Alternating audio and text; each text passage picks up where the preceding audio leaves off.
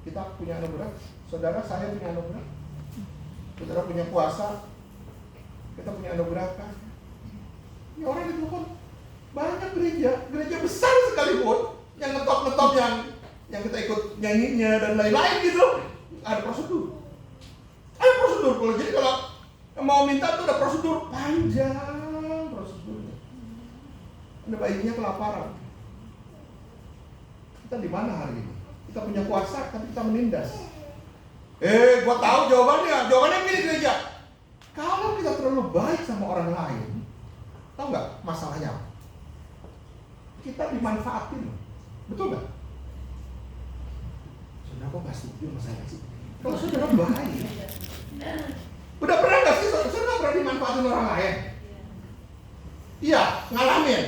Kalau saudara baik sama orang lain akan manfaatin saudara.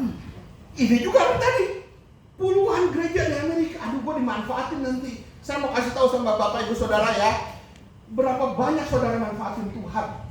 Nah, pernah? Saudara pernah manfaatin Tuhan? Nggak mengaku? Bener, saudara nggak manfaatin Tuhan. Kita manfaatin Tuhan, tolong jaga anak saya Tuhan, jaga rumah saya, lu pikir dia satpam? Bukankah saudara dapat kasih karunia Allah yang melimpah? Kalau saudara dimanfaatin ya udahlah. Kasih karunia Allah melimpah buat bapak ibu saudara. Kita manusia yang terbatas. Itu poin. Kita jangan punya aturannya gini. Bayinya lapar. Ya udahlah, kasih lah. Susah nggak saudara ngasih orang lain? Susah. Karena kita lupa.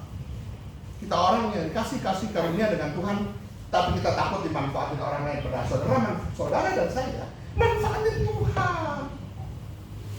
Ayo ayat yang tadi lagi, balik lagi. Kejadian ayat yang berapa? Nanti itu film ini bagus. Saudara nonton ya? Bagaimana mereka punya alasannya sejuta. Bener. Gereja itu kayak dulu kalau masih kerja dulu di pabrik tuh anak-anak bikin ada pabrik alasan namanya. Produksinya produksi alasan. Marketing alasan, purchasingnya juga alasan, pembayarannya juga alasan, saudara. Jadi kita bikin alasan semua. Ini alasan banyak, alasan. Padahal kita lupa kasih karunia Allah yang melimpah. Ya, jangan-jangan dia mati seperti kedua. Aduh, mantu bawa apa ini? Saudara mau takut ngomong sial? Ini mantu bawa sial, saudara. Ya, si Jehu udah bilang ini mantu bawa sial. Ya, ada yang kayak begitu? 12. Nah, setelah itu matilah istrinya dan Yehuda pergi ke Timna mau gunting domba ya. Istrinya Yehuda mati. Terus ketika dikabarkan kepada Tamar, papa mertuamu sedang jalan ke Timna untuk mandung bulu domba. Terus maka ditanggalkannya pakaian kejandaannya, dia bertekuk lalu pergi duduk di pintu Timna ke jalan yang karena dilihatnya bahwa Sheila telah menjadi besar dan ia tidak diberikan juga kepada Sheila untuk menjadi istrinya. Jangan-jangan memang gak diceritain. Tamar udah bilang sama mertuanya, Pak, kan Papa udah janji mau kasih Sheila buat aku. Kenapa Papa gak kasih? Mungkin Yehuda juga ya bawa sial ya, mana kita mendengarin itu. Amin Bapak Ibu Saudara. Saudara takut ya untuk ngomong begitu ya, untuk mengakui kenyataan bahwa ya kita nggak suka sama dia, memang lu mau sial sama keluarga, itu kenyataan. Keluarga gua rusak gara-gara. Asik ya nyalain orang nih. Saudara nggak bahagia nyalain orang? Bukankah bahagia kalau nyalain orang?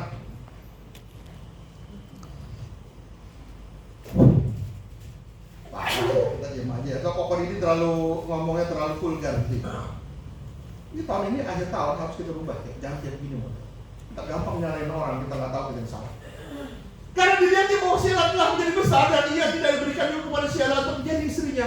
Bapaknya udah janji untuk kasih tapi tidak lakukan. Terus 15. Ketika Yehuda melihat dia, disangkanya dia seorang perempuan sundal karena ia menutupi mukanya. Oh, gua ada yang duduk di sana, dipikir lagi jalan. Yehuda dalam keadaan yang rentan, istrinya baru meninggal. Ya, terus lagi. Lalu Berpaling Yehuda mendapatkan perempuan yang di pinggir, berkata, marilah aku mau menghampiri engkau. Menghampiri artinya mau tidur dengan engkau. Sehingga ia tidak tahu bahwa perempuan itu menantunya. Aduh, cilaka nggak tuh saudara? Tanya perempuan itu, apa yang akan kau berikan kepadaku jika kau menghampiri aku? Ini menarik. Kalau kamu tidur aku, kamu kasih apa? Lanjut. Aku akan mengirim kamu anak kambing. Asik gak saudara? Dapat anak kambing ya. Dari kambing dombaku, kata perempuan itu. Asal kau memberikan tanggungannya sampai kau mengirimkan kepadaku. Dulu gak ada JNE, gak ada paksel ya saudara. Kalau sudah anak kambing kan kirimnya pakai paksel. Terus gitu. Kasih jaminan. Jaminannya apa nih ya? Cepetan, gak lama ntar gua nih. Tanyanya apakah tanggungan? Capat raimu, serta kalungmu, dan tongkat ada 3. Kapan-kapan bercerita. Ini menarik sekali.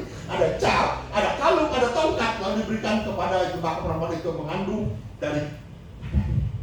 Sebenarnya bayangin ya, kepada mantunya dituntut hidup kudus dan suci. Ya, kepada mantunya dituntut, lu harus hidup suci, lu harus hidup kudus. Mertuanya, gue mau dari perempuan kapanpun. Asik gak saudara? Hidup itu begitu kan? Standarnya ganda kan? Terhadap menantu saya mesti tuntut, lu mesti hidup kudus, lu mesti suci, lu mesti hidupnya benar. Gua apa aja boleh. Asik gak? Saudara berani mengakui itu? Itu kan hidup. Kita nuntut orang, lu mesti hidup benar, lu mesti hidup kudus, lu mesti hidup. Gua enggak dong, kan gua berkuasa, kan gua berpendidikan tinggi, kan gua kaya raya, kan gua berkuasa, kan gua gubernur, kan gua bupati. Apa sih saudara? Kita diperlakukan dengan standar negara. Terhadap orang kita tuntut hidup kudus. Terhadap kita semaunya saja. Dan kita lihat gak kita mau hidup semaunya? Nggak kelihatan. Karena apa? Kita penguasa. Penguasa gak ada salahnya saudara. Ya, saudara kita kan gak susah terang. Gak salah ke Sumatera. Penguasa mana ada yang benar? Ya benar semua, yang rakyat salah. Inilah hidup. Akhir tahun ini menjelang Yesus datang, kenapa sih kita gak mau bersih-bersih? Kita akuilah, inilah hidup. Kita gampang menjadi salah orang. Istilah saya tuh gampang nyari kambing hitam. Oke? Siapa yang sifatnya suka nyari kambing hitam? Sebetulnya bukan kambing hitam sih, lebih sering dihitamkan kambing. Sudah tahu dihitamin kambing?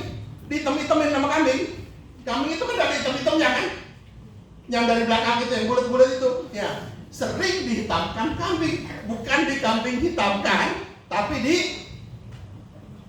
yang dihitamkan kambing itu yang tidak berkuasa, janda, fakir, miskin, mantu, mertuanya miskin pasti dihina.